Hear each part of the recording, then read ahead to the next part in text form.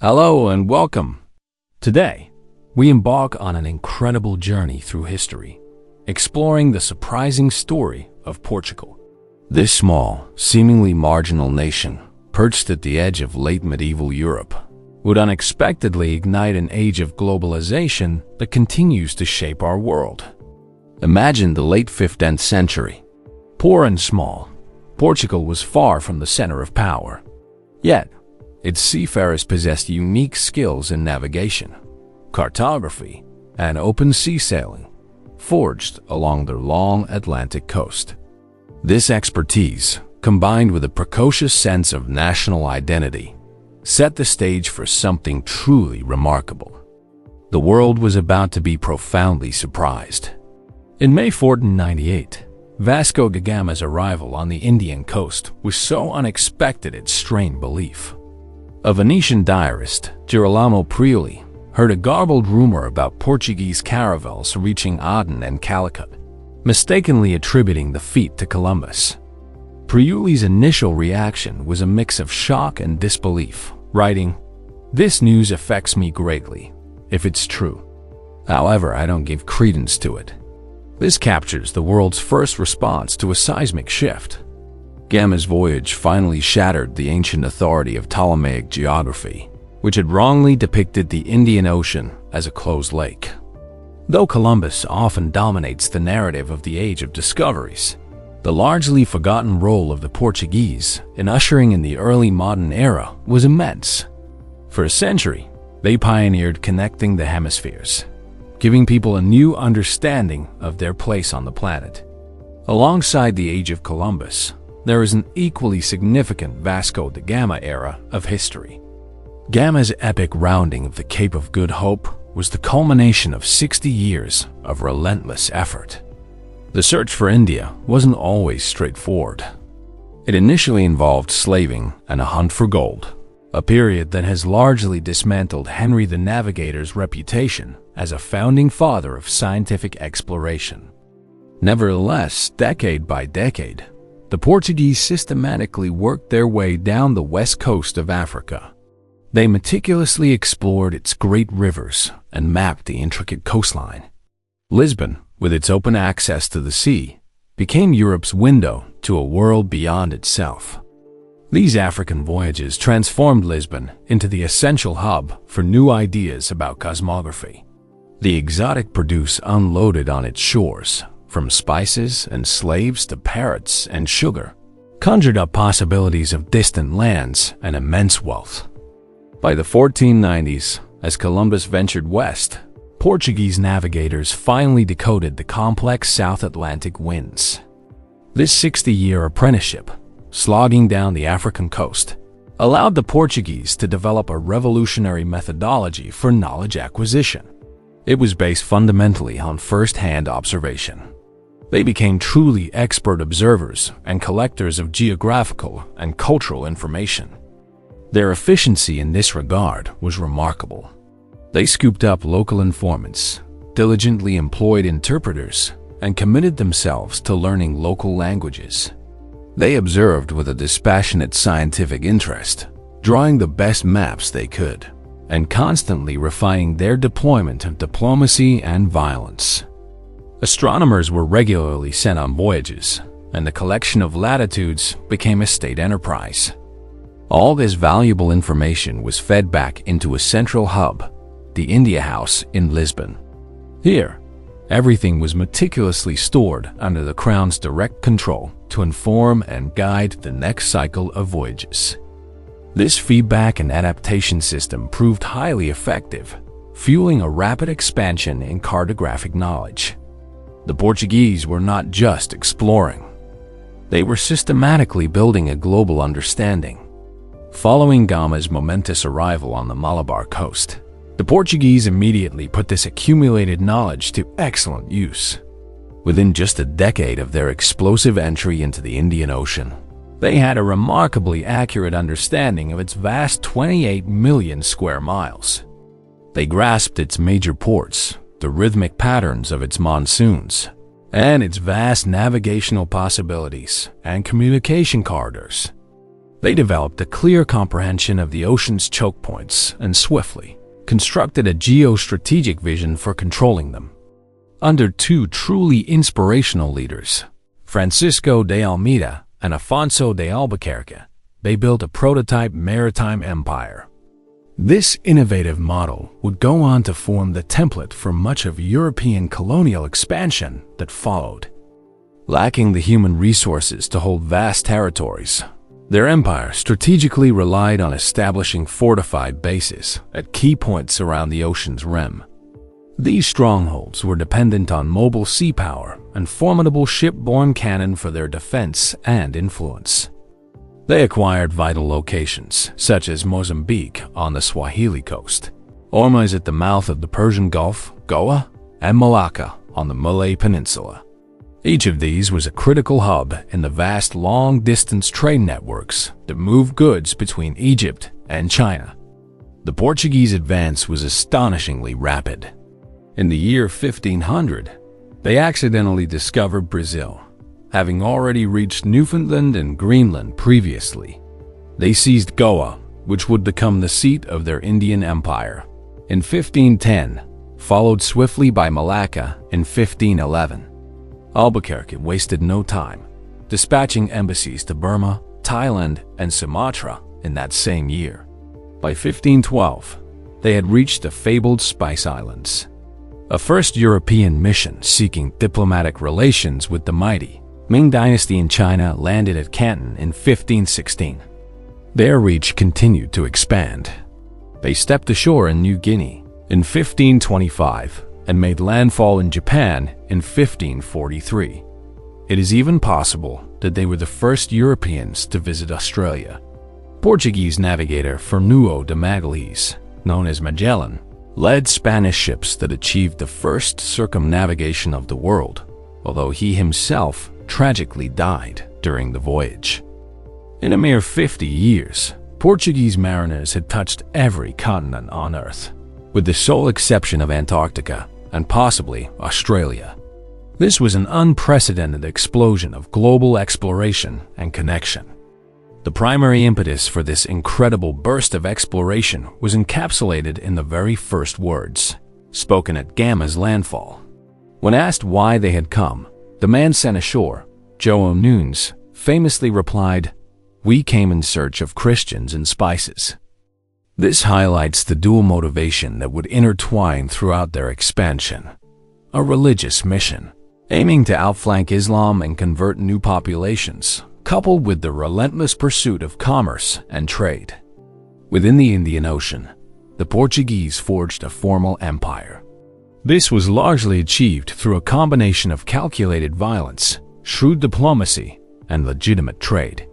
Beyond this region, in their dealings with ancient civilizations like China and Japan, they often arrived as supplicants, carrying goods and religious messages rather than imposing force. Unlike the Spanish, the Portuguese generally did not conceive of an empire based on vast territorial possession, with the notable exception of Brazil. There were simply far too few of them, and mortality rates in the tropics were alarmingly high. Their early ambition to control the entire Indian Ocean relied on no more than 3,000 men at any given time. In its more peaceful manifestations, their empire was a world of mobile trading links, held together by strategic ports, robust forts, and redoubtable sailing ships, some up to 1,000 tons in size. In the course of their expansion, the Portuguese actively shunted people around the world. Portuguese immigrants sometimes left in such numbers that it caused concern for civic authorities back home. Emigration took many forms, both voluntary and compulsory. These included servants of the empire like colonial administrators, factors and soldiers, as well as sailors, merchants, fortune seekers, missionaries, and even convicts. Because these immigrants were largely male, they played a formative role in the creation of mixed-race communities.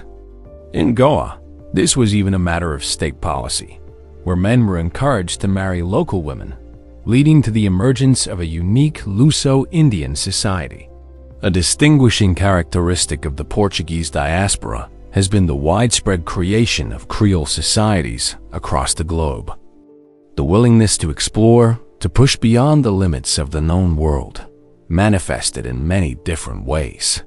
Men ventured forth in search of gold to seek religious converts, driven by wanderlust or acting as ambassadors. Merchants, spies, smugglers, and even pirates. Many simply vanished off the map. Consider the Arab-speaking Paro de Cavallo, sent via Cairo to scout out spice routes before the final push for India. He crisscrossed the Indian Ocean disguised as a Muslim merchant, visited Mecca, and astonishingly resurfaced in Ethiopia 30 years later.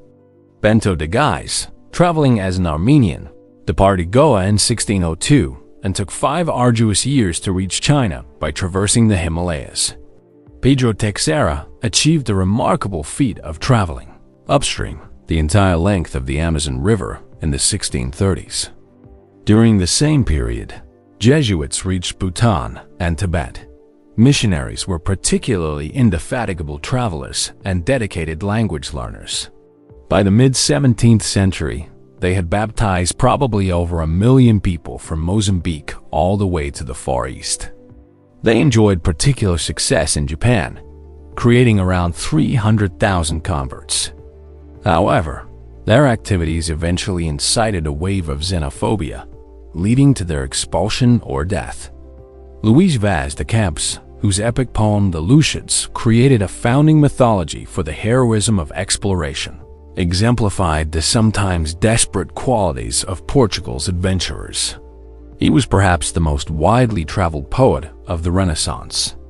Camps lost an eye in Morocco, was exiled to the east for a sword fight, faced destitution in Goa, and was even shipwrecked in the Mekong Delta, famously swimming ashore, clutching his manuscript above his head while his Chinese lover drowned. Of the Portuguese explorers, Camps wrote, "Had there been more of the world, they would have discovered it."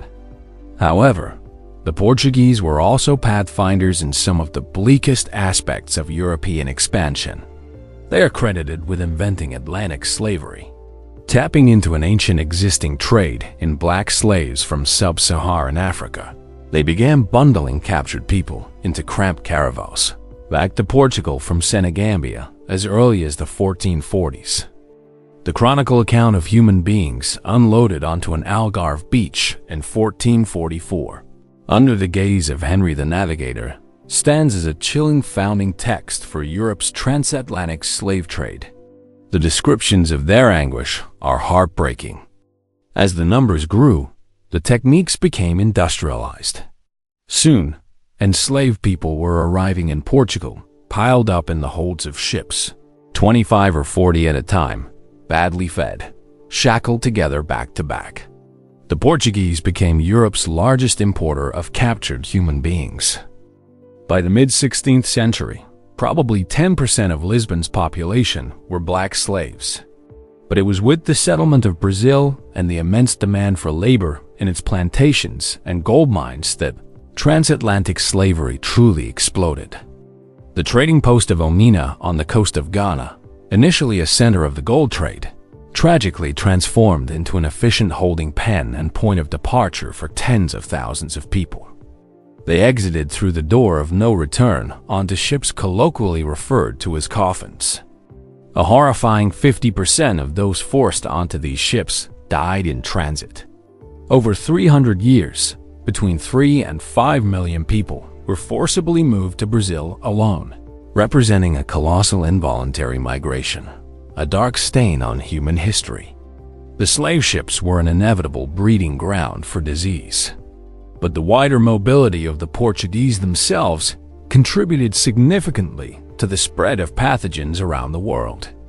Gama ships and their successors may have introduced syphilis to India and beyond. It was even referred to as the Portuguese disease in Timor. Syphilis also reached China through these connections. Like the Spanish, they carried European diseases such as tuberculosis, mumps, yellow fever, and typhus into South America. Smallpox and typhus proved particularly devastating to the native peoples of the Amazon. The development of a Portuguese commercial empire in the 16th century, stretching from South America to China, initiated expansive long-range trading networks. It pioneered a system capable of exchanging goods across hemispheres, fundamentally reshaping global commerce. Lenses traveled from Germany to China, and even elephants from Sri Lanka to Vienna. All these diverse goods passed through Lisbon, which served as the major hub and the primary clearinghouse for commodities entering and exiting Europe. The historian John Russell Wood meticulously reconstructed intricate examples of these exchanges. Imagine a clock crafted in Flanders, exported from Lisbon. It traveled to the Portuguese hub at Goa, found no buyers, and was then taken on to Malacca on the Malay Peninsula. There, it was exchanged for sandalwood, likely from Sri Lanka or southern India. The sandalwood was then shipped to Macau, where it was sold for gold. This gold was carried by Portuguese middlemen to Nagasaki, Japan, where it was used to purchase a valuable work of art, a painted screen. This precious screen was transported back to Goa and eventually made its way all the way back to Lisbon. Another example, cloves destined for sale in Morocco made the immense journey from Ternate in eastern Indonesia, via Malacca, Cochin, and Lisbon. These cloves would then be exchanged for wheat, which would find its way to West Africa. Venetian glass beads and Flemish brass pans, transported via Lisbon to Elmina, might be exchanged for pepper, gold, slaves, and monkeys, which would then be shipped back to Bristol, Antwerp, and Genoa. Critically, all these commodities traveled in Portuguese vessels. Within separate oceans, distinct triangular trades developed. Goods circulated in the Atlantic Ocean between Portugal, Angola, and Brazil. In the Indian Ocean and beyond, valuable trading cycles often never even touched the mother country at all, operating independently. Goa emerged as the central hub of one inter-Indian Ocean trade, facilitating the movement of goods and foodstuffs between the Swahili coast, the Persian Gulf, and Western India. Portuguese Malacca became the center of another vital network, extending onwards to the Spice Islands, China, and Japan. When the Ming Dynasty of China turned inwards and banned all foreign trade, Portuguese merchants ingeniously cornered an intermediary market between China and Japan. They shoveled silk, gold, and porcelain from Macau to Nagasaki, returning with valuable Japanese silver and copper. This gave them an incredibly lucrative and unique role in Far Eastern commerce. Gold, initially from West Africa, then from the Kingdom of Mutapa in southern Africa, and later from Brazil, acted as the vital lubricant for these expansive trades. The Portuguese played a major role in bullion flows, profoundly reshaping economies in their wake. They were instrumental in shifting Spanish silver across the world as far as China, which had a strong preference for the metal, and even initiating a price revolution in India. They also acted as crucial facilitators in technology transfer. For instance, they introduced firearms into Japan in 1543, where these weapons were quickly adopted, along with advanced pilot charts. The Jesuits, despite limited success in converting the Chinese, piqued the interest of the ruling Ming Dynasty in astrolabes and other astronomical instruments. They even constructed an observatory in Beijing and produced the first Chinese maps to accurately show the Americas, demonstrating a remarkable exchange of scientific knowledge. This long-distance interchange of commodities extended far beyond finished goods, encompassing plants and foodstuffs as well. As with many areas of foreign contact, there was a genuine curiosity about the flora of newly encountered worlds. The work of Garcia da Orta, a Portuguese Jewish doctor and pioneering empirical botanist, whose book on the herbs and plants of Goa aroused widespread interest across Europe through translations and even plagiarized versions. As the connections between the furthest reaches of their empire grew stronger, deliberate experiments were undertaken to transplant crops from one continent to another. Sometimes this involved carrying whole plants, but more often it meant transporting seeds on their voyages. These initiatives made a major contribution to the global dissemination of plant species, significantly impacting food supply and diet across the entire globe. They introduced spices from the East Indies to Brazil, and in return brought cashews, peanuts, and peppers to both China and India. They also introduced pineapples and tobacco to those regions. A significant species exchange occurred across the Atlantic between Brazil and Africa. Maize, manioc, cashews, sweet potatoes, and peanuts traveled east on Portuguese ships. From the west coast of Africa, red peppers, bananas, and yams made the return journey.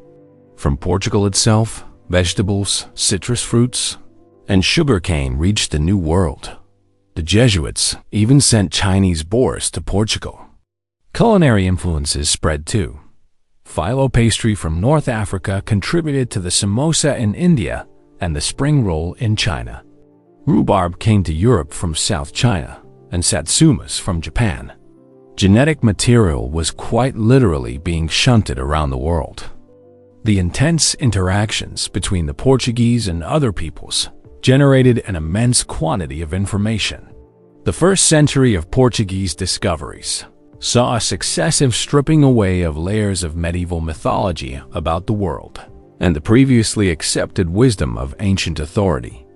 Tales of dog-headed men and birds that could swallow elephants were replaced by empirical observation of geography, climate, natural history, and diverse cultures.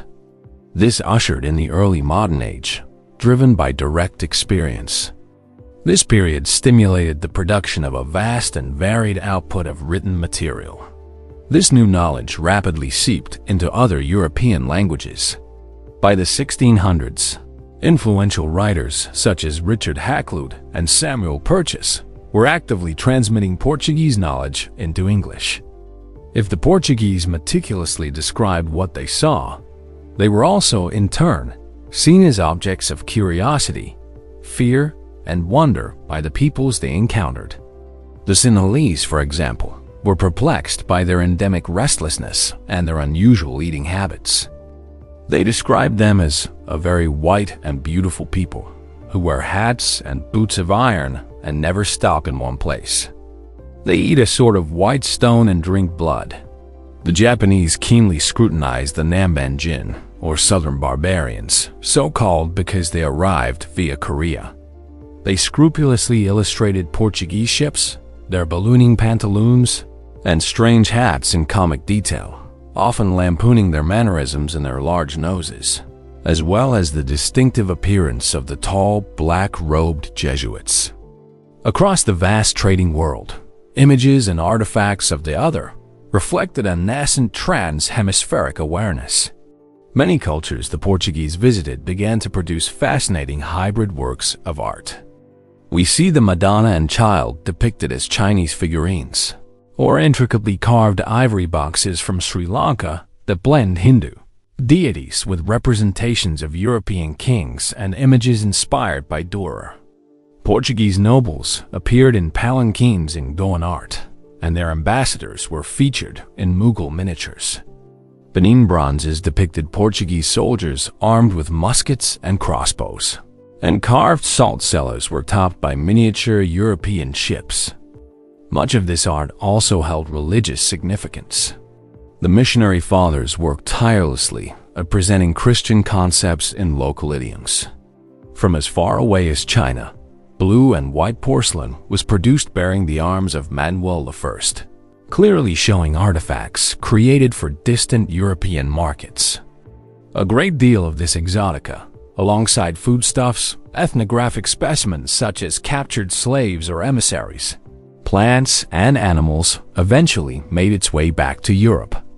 This influx sharpened both an awareness of other cultures and a new perspective on the West's place in an expanded, interconnected world. Two animals sent to Manuel I around 1513 were particularly famous: a white elephant and an equally rare white rhino. The elephant was the first live specimen in Europe since Roman times. Manuel later delivered the white elephant to the Pope, led by his ambassador, Tristan de Canha. A grand cavalcade of 140 people, including some Indians, and an assortment of wild animals like leopards, parrots, and a panther, entered Rome, observed by a gawping crowd. The second gift, the rhino, tragically drowned en route. However, the renowned artist Dürer was still able to produce a passable likeness, armed only with a rough sketch. The appreciation of this wider world and its exotic artifacts, from the Namban paintings of Japan to intricate ivories from Benin and inlaid chests from West India, significantly expanded Europe's ideas of visual possibilities and their inherent wonder. One observer noted the people of Sierra Leone to be very skilled in manual work. They produce salt cellars in ivory and spoons, and whatever task one sketches for them, they carve in ivory. Dürer himself was amazed by such craftsmanship. He wrote, "All the days of my life I have seen nothing that rejoiced my heart so much as these things. For I saw amongst them wonderful works of art, and I marveled at the subtle ingenia of people in foreign lands. Indeed, I cannot express all that I thought there." Portugal's commercial dominance across large swaths of the world, though initially profound, lasted little more than a century. Yet, the images, transmissions, and trades that it initiated left a significant and long-lasting influence on the culture, food, flora, art, history, languages, and even the genes of our planet. However, this legacy is also accompanied by dark shadows. The exploitation, violence, and systematic slavery that characterized parts of their expansion were unfortunately inherited by subsequent colonial powers.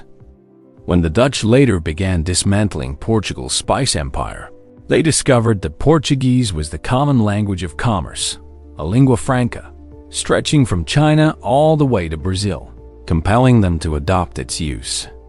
16th century historian João de Barros wrote that Viceroy Francisco de Almeida told an Indian Raja, King Manuel's main goal in exploring was to connect with local royalty to build trade, an essential human need, based on mutual friendship and communication. This reflects a remarkably prescient awareness of the origins and benefits of long-distance trade, the very runaway train of globalization that commenced with Vasco da Gama. Thank you for joining us on this exploration of Portugal's foundational role in shaping our interconnected world. If you found this deep dive into Portugal's incredible, complex, and often challenging history insightful, please consider supporting our work. Your contributions help us continue producing high-quality, thoroughly researched content like this, bringing these fascinating stories to life. Every donation, no matter the size, makes a meaningful difference.